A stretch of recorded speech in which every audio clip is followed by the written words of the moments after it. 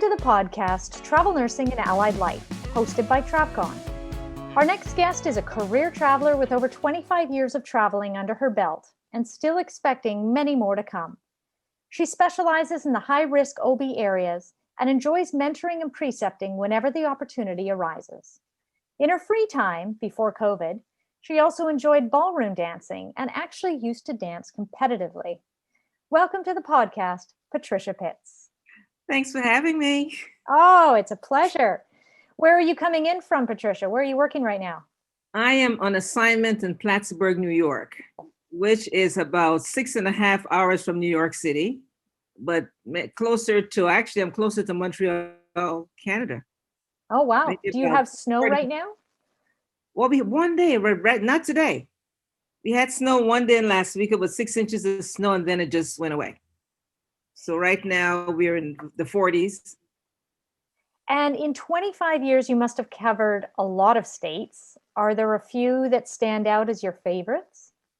My favorite, actually, New York, Massachusetts, and I did an assignment in Salem, Massachusetts, and Nantucket, Massachusetts. Those are actually my favorite places to be.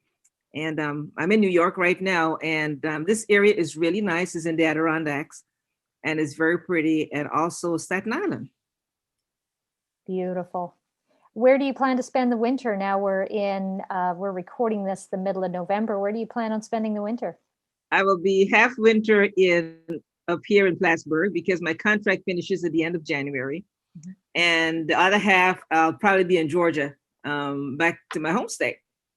Oh, very nice. Georgia's been in the news quite a bit. They are absolutely pivotal this year. So, oh, yes. I'm sure it will be still hopping when you get back there in January. It's yes. Certainly coming into its own right now. It sure is. Yes. Now, even before you went traveling, you were born in Guyana? Yes, in Guyana. South America. I had to look it up. It's in the far northeast. Yes, it is. Finding out where it is.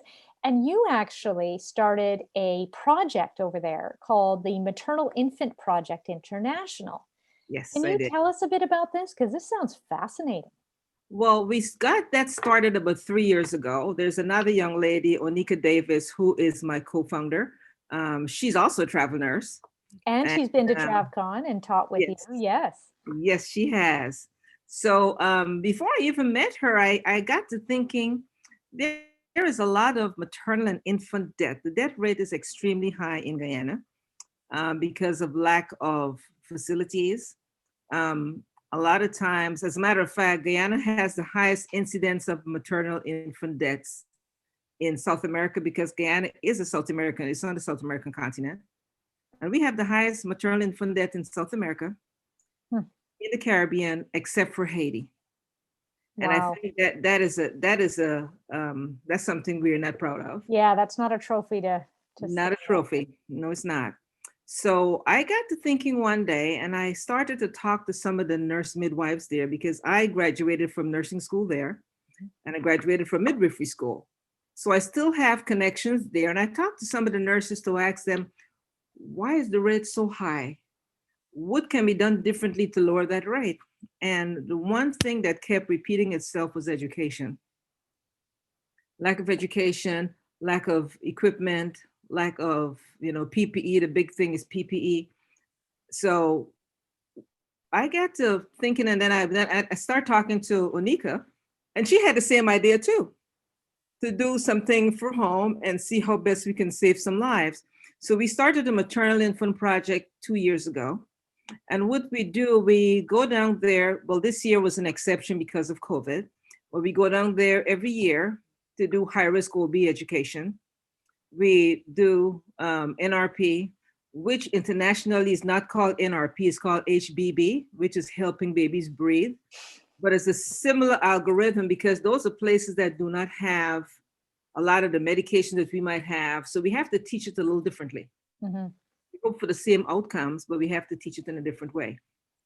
So we teach the fetal monitoring because they're just coming into using fetal monitors.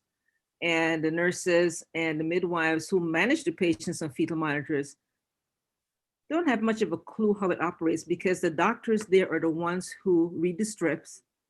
Those are the ones who do a lot of the stuff. So in the meantime, the nurses there, they have patients on the monitor. They have no clue what they're looking at.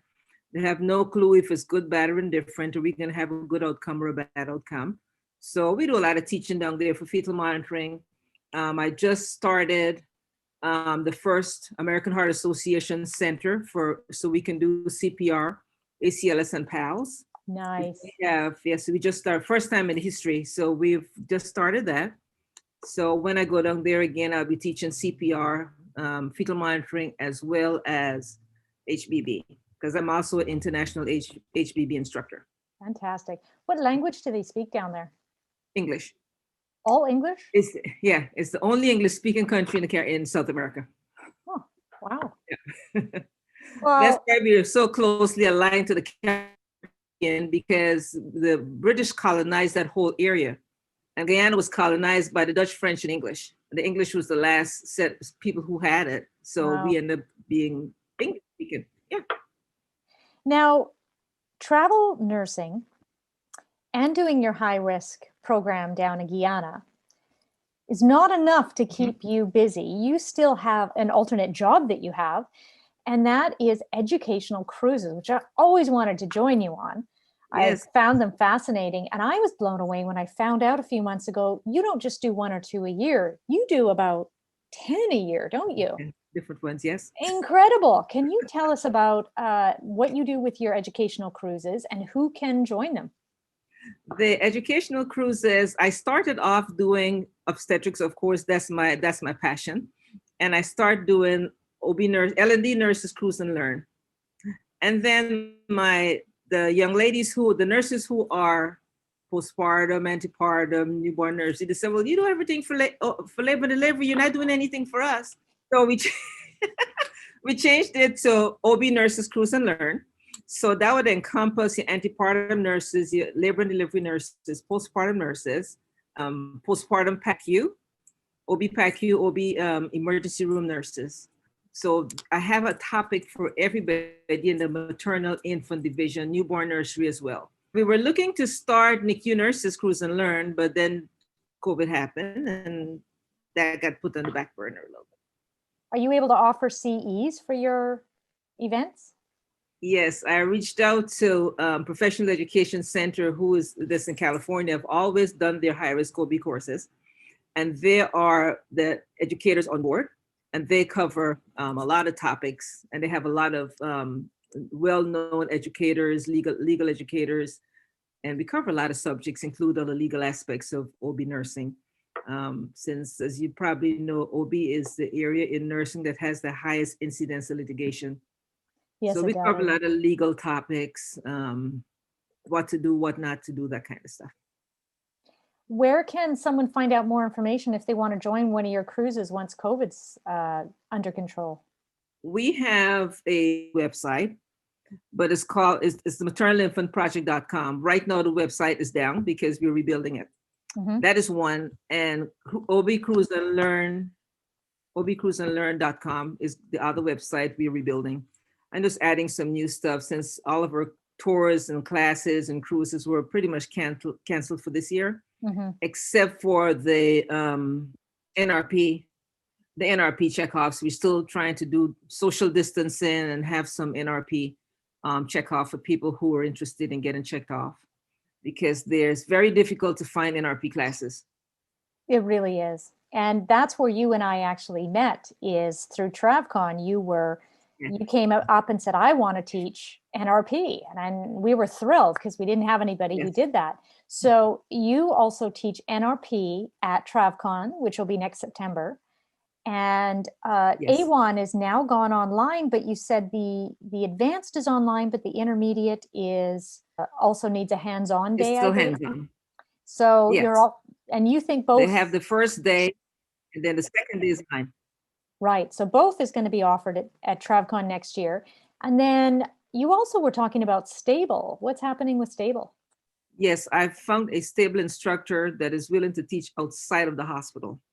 Oh, the perfect. problem we had in the past is because the instructors are so used to having the hospital available, the equipment is available, and a lot of them have not invested in teaching outside of the facility.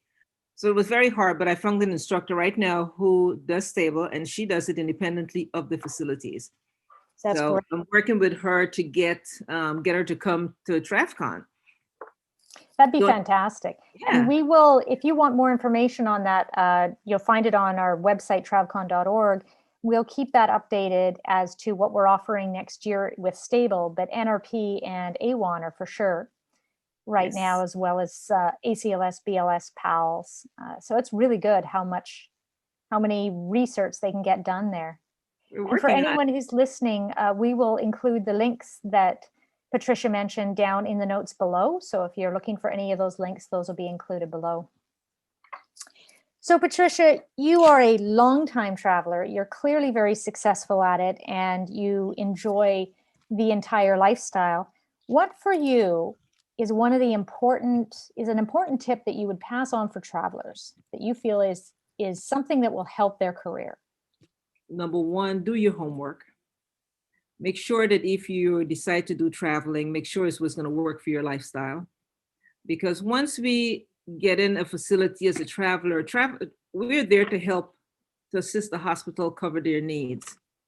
And sometimes, we get caught up in the fact that, well, I have to have this day off and it's around my schedule.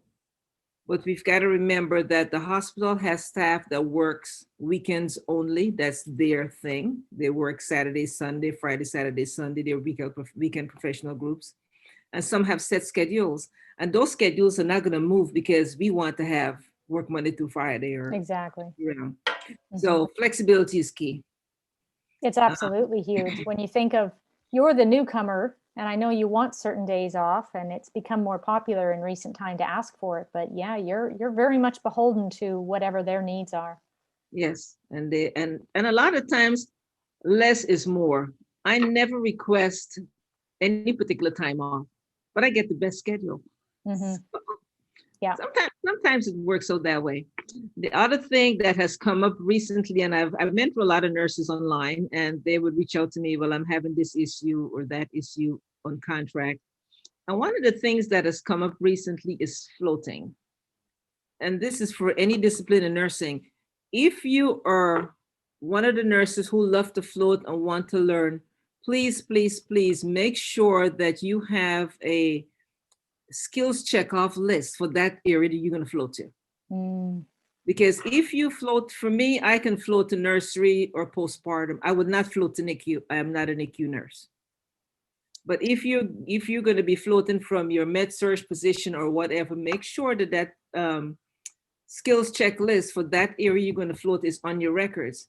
Because if something happens, God forbid you end up with a sentinel event, your agency will not back you, because that is not where you were supposed to be in the first place. Yeah, the checklist really helps protect your license. It protects your license and it protects the agency also. And a lot of recruiters are not aware of this. They would say, oh, you can float, a nurse is a nurse is a nurse. Not really. Because if you're floating a ER nurse to OB and something bad goes down with that mom and that baby, you are not contracted to be an OB. You do not have a skills checklist to cover you for fetal monitoring, nursery care, any of that stuff. So you will really have an issue. So that's the most important thing I could say to any traveler. If you're going to float, make sure that you are floating to an area that you have been checked off and you have signed off on it. Your agency has signed off on it and it's in your records. Really good reminder. It's something that you don't think of when you're first excited to get the job, but if there's an area you don't mind floating to or that you're prepared to float to, you could just go ahead right off the bat and fill out that checklist and have it done with. Exactly. Because nothing's going to happen in the middle of the night or middle of the day when they want to float you. You're not going to be able to pull out a checklist at that time. That's a great tip. Thank you so much. Exactly. Well, thank you, Patricia. You also run a couple of Facebook groups that you're quite involved with. What are those Facebook groups? Yes, I have the one for the Maternal Infant Project. Mm-hmm. I have Labor and Delivery OB Travelers. I think that's the two main one. Then there's Travel Nurse Links. Travel Nurse Links is my educational, that's another business I have. that, that is what I teach under Travel Nurse Links. And I teach CPR, BLS, and NRP. And I have a group where I have instructors who post their classes. And I just encourage people to share their classes because as travelers, getting classes are very, very hard to come by. So I encourage them to post on the Travel Nurse Links Facebook group and Labor and Delivery /OB Travelers group. Excellent. That's good. Good to know. We will include all those links at the bottom in our notes. So please check those over. And so if you want to get a hold of Patricia for any of the cruise and learns or getting a BLS class or PALS or NRP class, you can get a hold of her there. And you will also find her at the Travelers Conference in Vegas this coming September. Yes. Look forward to it. Thank you so much, Patricia. Thanks for joining. Good. Thank you. Appreciate you having me. Thanks for listening to Travel Nursing and Allied Life. You can find the full show notes below or at travcon.org. Please help us out by rating our podcast on iTunes or wherever you get your podcasts. Leave us a comment below or email us at podcast@travcon.org.